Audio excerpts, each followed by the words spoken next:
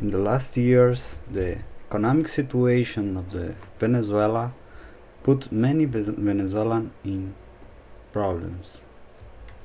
Main news related to the country probably will involve topics such as extreme poverty, mass fights, devastated population facing a constant shortage of items of basic needs with medicines, hygiene products, and even food. UNICEF data shows that only between 2015 and 2019, more than 250,000 Venezuelans came to seek refuge here in Brazil. And the United Nations estimates that about 7 million people need a humanitarian aid over there. Currently, the Venezuelans turn to the black market to survive, while the minimum wage in the country is equivalent to a measly $2.40. When the whole world was hit by the situation in 2020, Venezuela got even worse. The lack of little by little testing and transparency on the part government in relation to the official data. EA persecution of professional health and leaked in any information prevent the obtaining the official data minimally reliable. Without them, they didn't get the attention they deserved should what be right. It's not astonishing because in the country where medical supplies were already scarce, even before the pandemic, a crisis, proportion-sized toilets would inevitably make them even more vulnerable. But what draws the most attention in all is that not many people knows that this country, until recently, some time ago, it was not only a democracy, as it was the most rich in all America, and country so promising influential who helped even if the main arch enemy, the United States, providing assistance to residents of poor communities in the city of New York. This is a gift from the heart of the Venezuelan people, from the hearts of the American people, were the words of the president of SIPA, the staff.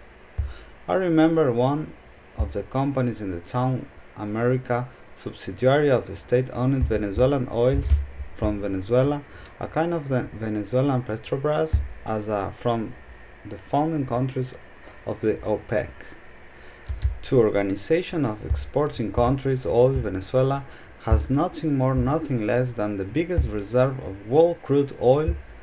At the end of the year 30, the country was already the third largest global oil producer, as well as the main exporter. During the 50s. Venezuela saw its GDP grow in such a way that at the end of the year 50, the GDP per capita of the Venezuelans almost reached Germany's and had passed by a real miracle economy in the hands of Ludwig Herchard in 1950s. Venezuela became the fourth richest per capita nation in the world.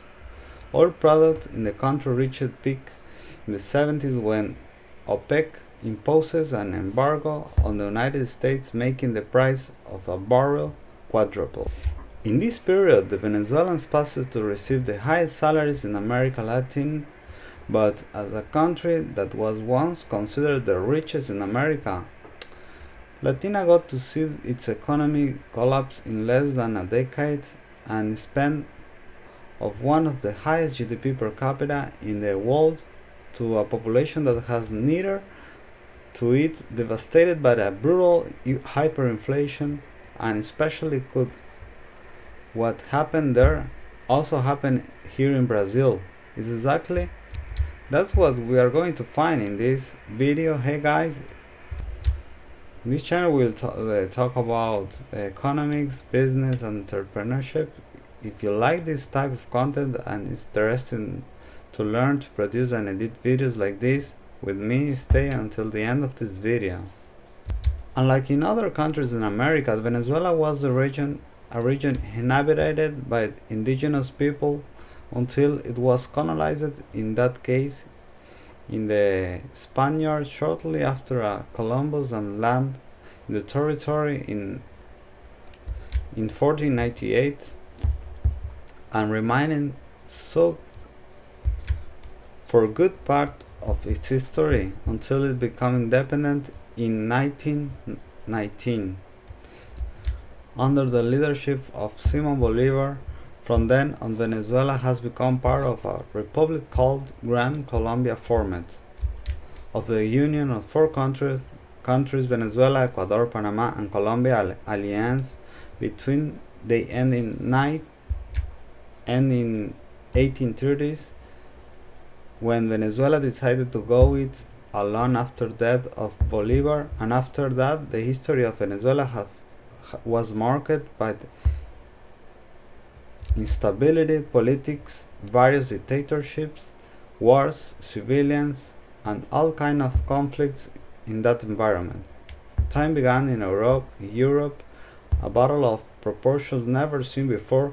The First World War was decisive for the oil industry.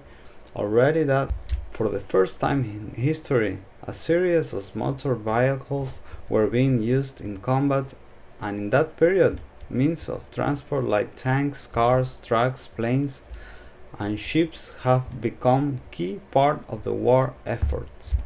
To get an idea of this increase of the number of vehicles during the war, when the British fought in France in 1940, they had just over 800 cars and 15 motorcycles at the end of the war. 4 years later, the British fleet had jumped to 23,000 cars and 34,000 motorcycles and 56,000 trucks.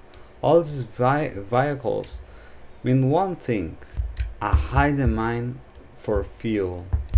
In recent years, the economic situation of Venezuela has put many Venezuelans in check, and that was the opportunity perfect for Venezuelans to enter once in the international market and assume a prestigious position. But the Venezuela's relationship with oil is much older and started even before from the arrival of the Spaniards. The indigenous who inhabited the region already used the substance for various purposes, from medicine to enlightenment. During the colonial period, the Spaniards themselves also took advantage of this EACO and organized expeditions with the aim of get as much oil as possible. But the great turn of Venezuela has really come with the end of the Great War, when the country found out he had reservation of oil giants in the region of Maracaibo Lake. All this in a time when the oil was at all-time high. Demand for it only grew, and the world would soon become extremely dependent of its use, and it happens until today. Since then, the country has become one of the major oil exporters in the world. The production was so good and stable that during the Second World War, Venezuela was the most reliable source of oil for the Americans. In the 1976, the Democratic government nationalized oil production and created the Venezuela Petroleum, or PDVSA, a state company responsible for oil. But in the 1980s, the price of the oil fell,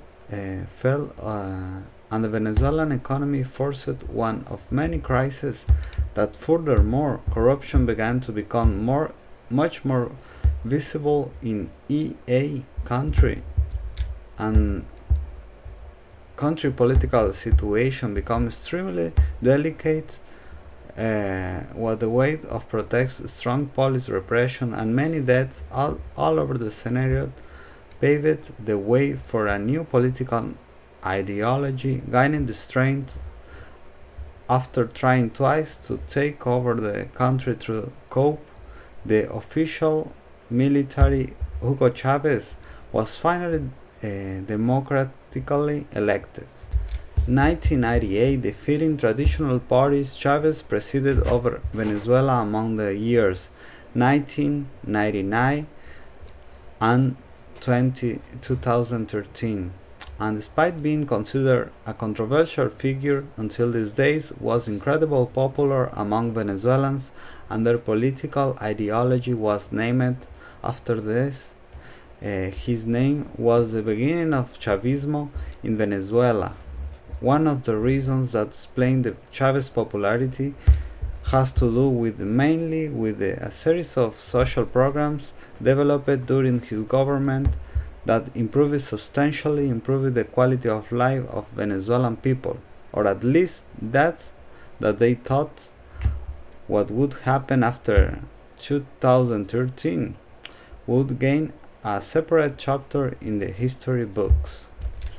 Chavez assumed power promising reduced poverty and equality through the vast oil riches of the country, with a speech quite in line with the political left. He even seemed to want follow its philosophy of empowering the people. One of his first actions to take office was to convene a referendum to find out if the people supported the creation of a new constitution. An answer was yes, an expressive margin of victory. After that, there were two more referendums on subjects, one to decide who was going to be part of Constituent Assembly, and another to approve the finishes test, but the polls showed popular support. Very big. The policies of Chavez, the president, also set quotas for national oil production and promised the end of inefficiency of state oil company in 2001. Price of barrel of oil soared. Venezuela has been incredibly benefited with that. In 2001, it was the most rich in South America, and all this money that entered the public coffers in the years of oil age was fundamental precisely to fund the social policies of the Chavez government. During this period, he established free education and health programs, besides basically distributing money for the population. Unemployment rate halved, the number of people in extreme poverty fell from more than 23% from little more than 8%, and the figures related to oil exports were less than $50 billion. $15 billion. 91 to over 50 million in 2011. Chavez transformed the way the Venezuela spent its money, but little did in relation to the way Venezuela earned his money, creating a country almost totally dependent on export of single commodity, oil. Its actions had effects immediately and initially positive, but in reality, what your policies really did was create a fake feeling of prosperity. Little by little, they undermined the Venezuelan economy as a building whose structure would support the weight of all and would inevitably collapse. At the beginning of the decade, people began to give way to a Chavez autocratic when in 2003 officials from PDVSA went on strike, accusing the government to interfere in the culture of Chavez company, laid off a series of employees and replaced them with people loyal to their government. During their leadership, he also ended the major television company, censored the media, chasing political opponents, and amended the constitution to pass longer in power, just like he did Vladimir Putin in Russia and Robert Mugabe, Zimbabwe, is one of the greatest dictators of the history all this using as justify the coup attempts that suffered during this government. Hugo Chavez was also positioned as the most critical of the United States during a UN, United Nations General Assembly.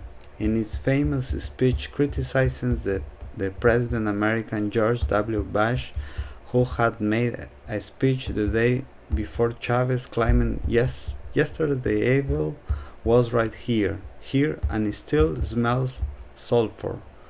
What is the problem with Venezuela and its government was not necessarily the great number of social programs in which she invested, but the way these social programs were financed, and especially the way how the country economy came to be heavily dependent on the export of a single product, was exactly here that things started to go wrong. Venezuela sealed its fate by combining these two factors disastrously, and during the high profit years with the state oil company Venezuela, the Venezuelan government income was incredible tall, and the years golden ones looked like they were going to last for whenever the government decided to spend this profit with social programs and other expenses. They didn't have precisely what we can call medium or long-term plans. What is a real concern for the future dramatically increasing spending on government, cut taxes, and spend like if there was no tomorrow. Venezuela entered a dead end. Another great factor that contributed to the decline of the Venezuelan economy was the decision to nationalize hundreds of companies private during the Chavez government. Companies were nationalized: electricity industries, telecommunication, and even banks. The problem with this here from suddenly it was no longer worth investing in private companies or open your own business as it competes with the government. It was like shooting yourself in the foot. A mistake in the conduct of it all was the Chavez lack of interest in having fund the economy or creating alternative source income, leaving the country more and more exclusively dependent on oil. In the United Arab Emirates, for example, the government used part of the income obtained from the oil industry to strengthen other industries such as tourism, and make the place an important center of financial world. In addition to everything, with the Venezuelan oil in high demand, country's currency began to appreciate more and more, what made him live cheaper for Venezuelans, importing goods from abroad than buy from local industries, a way right for the awakening of the domestic industry from 2006 and 2014. The average oil price remaining unchanged high, with the barrel price fluctuating between $100 to $125, and the government of Venezuela, I thought it could count on the highest barrels of oil prices for always, but the inevitable happened and the oil price plummeted, reaching the figures as low as 2016, when the barrel price reached only $26, where you can already imagine what would happen to my highly dependent of the export of that product. In a situation like this, right at this point, the country was ruled by Nicolas Maduro, who assumed power after the death of Chavez in 2013. He inherited the country in free fall, and his way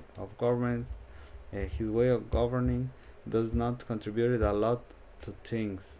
To stop getting worse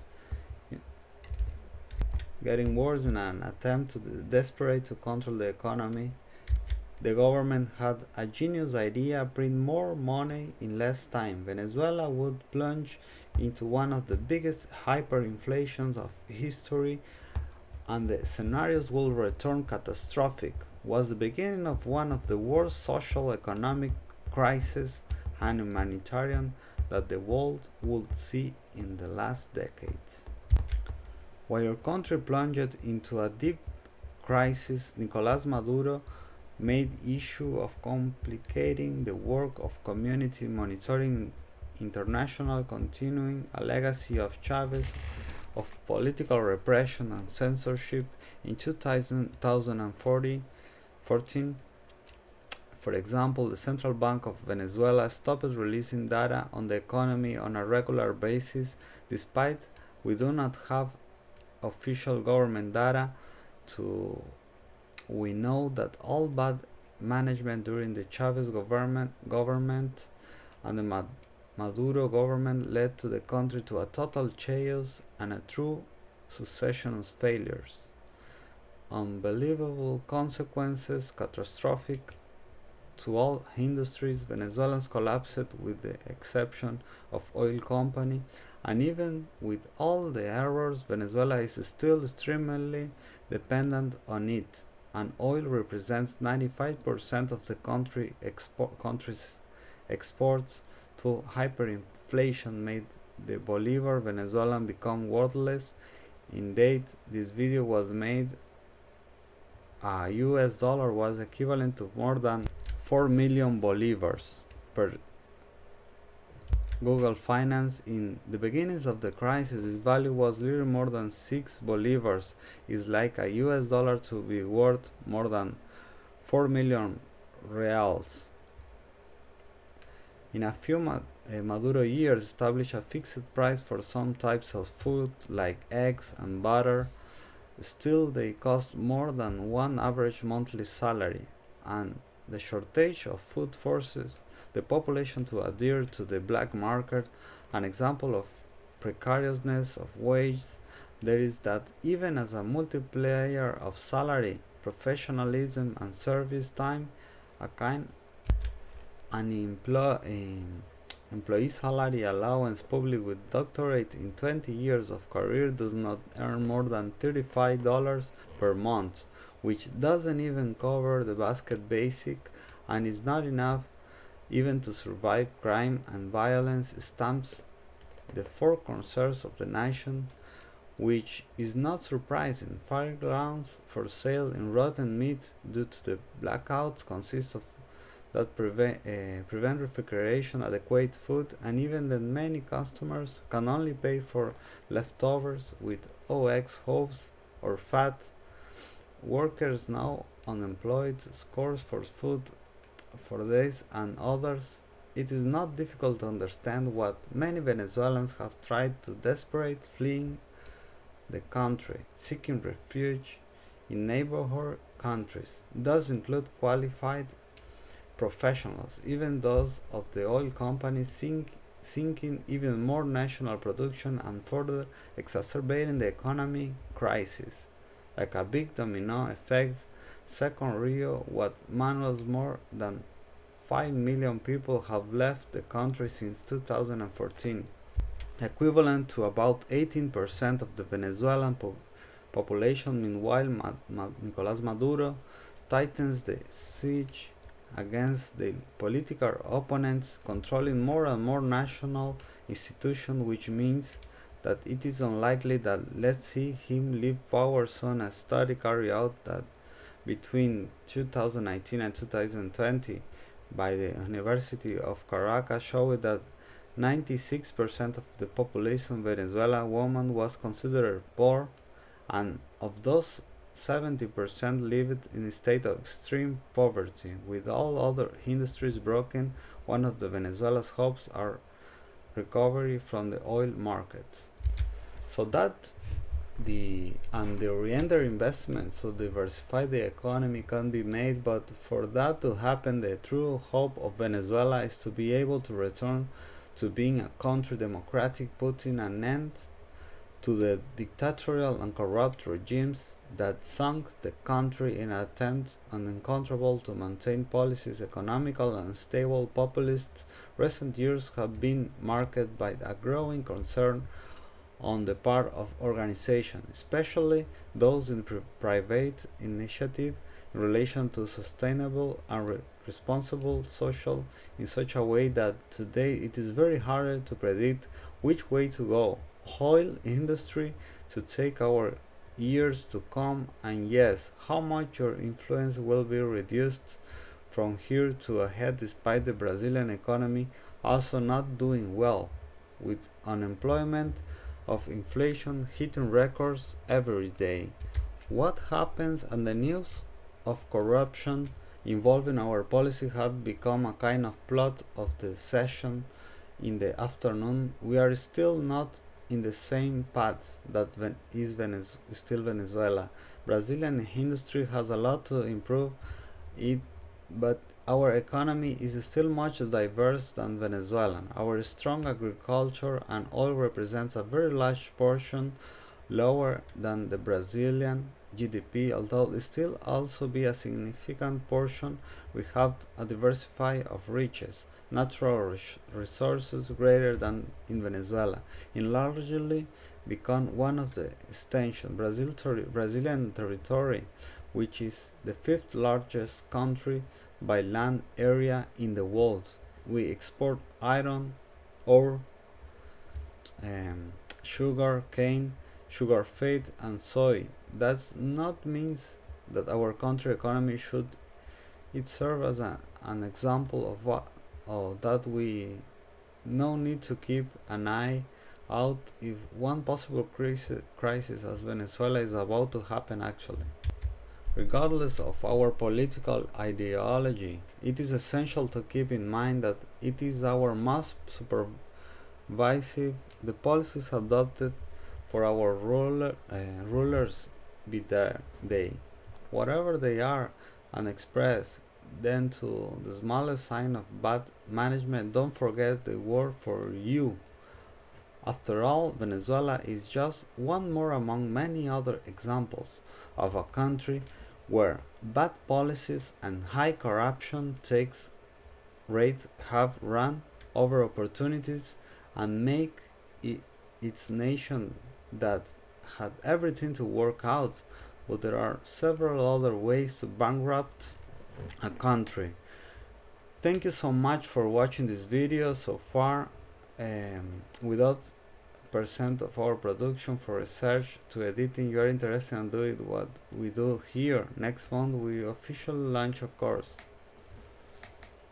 So that is it for now, guys. I'll see you in the next video. I hope you enjoyed this content. See you.